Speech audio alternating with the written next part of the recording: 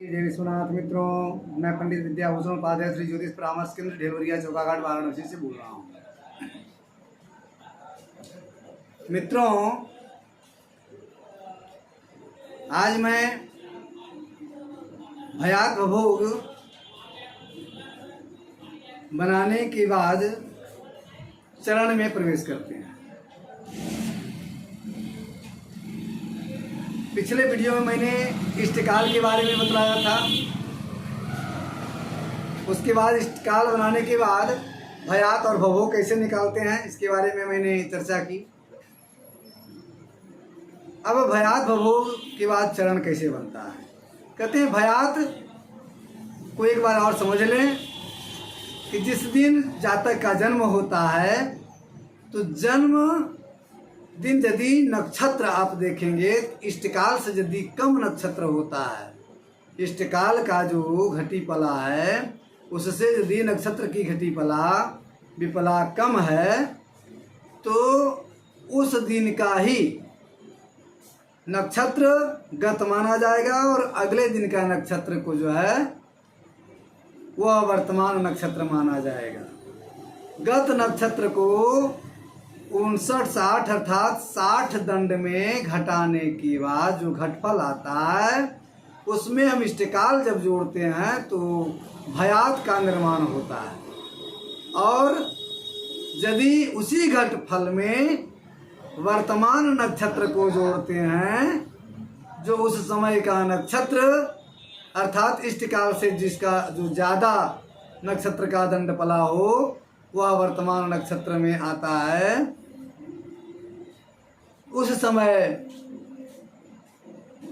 का नक्षत्र को हम जोड़ते हैं जो चल रहा हो इष्टकाल के समय, उस नक्षत्र को जोड़ने के पर भवोग का निर्माण होता है। इष्टकाल के बराबर से इसका या उससे कुछ पहले से जो नक्षत्र चलता है वह वर्तमान नक्षत्र कहलाता है, लेकिन इष्टकाल से जो कम समय तक नक्षत्र होता है वह गत नक्षत्र कहलाता है। यह हमेशा ध्यान में रखें। अब कहते हैं चरण कैसे निकाला जाता है, तब हम देखेंगे कि भयात और भवोग का दोनों का मिलान करेंगे। भवोग यदि 60 दंड है तो 60 दंड को हम 4 से क्या करेंगे, भवोग को 4 से हम भाग देंगे। भवोग को क्योंकि चरण 4 होते हैं इसलिए भवोग को हम 4 से भाग देंगे तो 15 चौक 60 आता है, यानी 15 दंड का एक चरण होता है।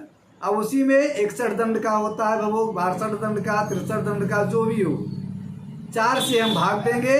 जो भागफल आएगा उसके बाद जो शेष बचेगा उसमें हम 60 से गुणा करके फिर से हम 4 से भाग देंगे। फिर भागफल आएगा, फिर शेष में जो है 60 से गुणा कर जो है भागफल से 4 से भाग देंगे, फिर भागफल जो आएगा तो उस प्रकार से वह दंड पला विपला में आएगा। और वही दंड पला विपला में वह चरण को यदि हम 4 जगह रखेंगे तो फिर उतना आ जाएगा जितना भवोग है। यानी पहला जो भागफल रहेगा तीनों जगह का वह प्रथम चरण के अंतर्गत आएगा। उसमें यदि हम फिर उतना जोड़ेंगे भागफल तो द्वितीय चरण होगा, फिर उतना जोड़ेंगे तो फिर तृतीय चरण, फिर उतना जोड़ेंगे भागफल तो चतुर्थ चरण होगा। अर्थात प्रथम चरण से मिलान हम करेंगे भयात को। यदि प्रथम चरण के बराबर में यानी 16 दंड के अंदर यदि भयात मिलता है तो जो है प्रथम चरण में आता है। यदि 16 दंड से या 15 दंड से यानी 15 चौक 60, 15 दंड से यदि ऊपर जाता है भयात तो द्वितीय चरण में जो है बच्चे का जन्म होता है। और यदि 30 दंड से ऊपर जाता है भयात का जो है दंड पला तो वह तृतीय चरण पहुंचेगा। और यदि 45 दंड से ऊपर यदि जाता है तो चतुर्थ चरण में बालक का जन्म बताया जाएगा। इस तरह से चरण निकालने का तरीका यही है कि भवोग में 4 से हम भाग देंगे, जो प्रथम भागफल आएगा वह दंड होगा, फिर शेष में 60 से गुणा करेंगे, उसके बाद 4 से भाग देने के बाद जो द्वितीय भागफल आएगा वह पल होगा, फिर तृतीय भागफल उसी तरह 60 से गुणा करके शेष में 4 से भाग देंगे, तृतीय भागफल आएगा वह विफल होगा। वह प्रथम चरण का जो है कहलाएगा। वही भागफल को हम 4 बार यदि जोड़ते चले जाएंगे तो चारों चरण अर्थात भवभोग के बराबर वह संख्या आ जाएगी। इस प्रकार से भयात और भवभोग के उच्चारण में बदला जाता है। हर हर महादेव, जय विश्वनाथ।